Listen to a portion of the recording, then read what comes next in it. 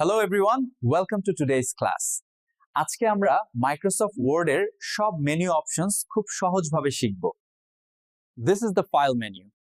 এখানে আমরা নতুন ডকুমেন্ট তৈরি করা, ফাইল ওপেন করা এবং সেভ করার কাজ করি। Clipboard tools are very important. যেমন কাট, কপি, পেস্ট এইগুলো আমরা প্রতিদিন ব্যবহার করি। With font options, you can change text style. এখানে লেখা বড়, ছোট, bold বা color change করা যায়।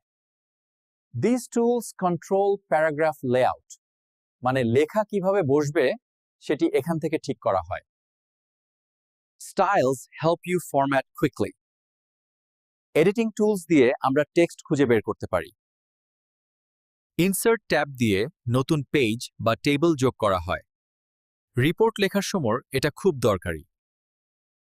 These tools are used to add visuals. ছবি বা চার্ট দিলে ডকুমেন্ট আরো সুন্দর হয়। হেডার, ফুটার বা পেজ নাম্বার সাধারণত এখান থেকেই অ্যাড করা হয়।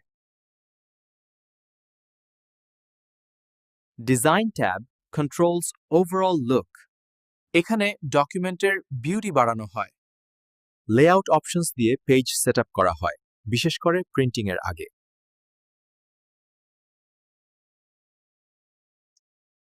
This tab is important for academic work. Assignment বা থিসিসের জন্য খুব দরকারি। মেইল মার্জ ব্যবহার করে একসাথে অনেক লেটার তৈরি করা যায়।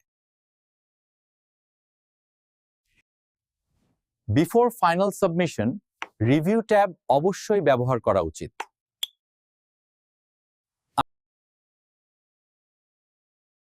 View tab দিয়ে আমরা ডকুমেন্ট দেখার মোড চেঞ্জ করতে পারি। In View tab, document views are very important. যেমন রিড মোড পড়ার জন্য ভালো, আর প্রিন্ট লেআউট প্রিন্টিং এর আগে ব্যবহার করা হয়। জুম টুলস দিয়ে লেখা বড় বা ছোট করে দেখা যায়। চোখের আরাম এবং প্রেজেন্টেশনের জন্য এটা দরকারি। These options help in alignment.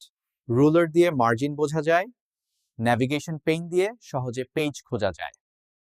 This part is used for advanced users. একসাথে একাধিক ডকুমেন্ট ম্যানেজ করতে এখানে সুবিধা হয়।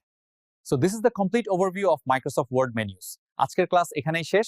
যদি ভিডিওটি উপকারে আসে, please like, share and subscribe. Thank you everyone.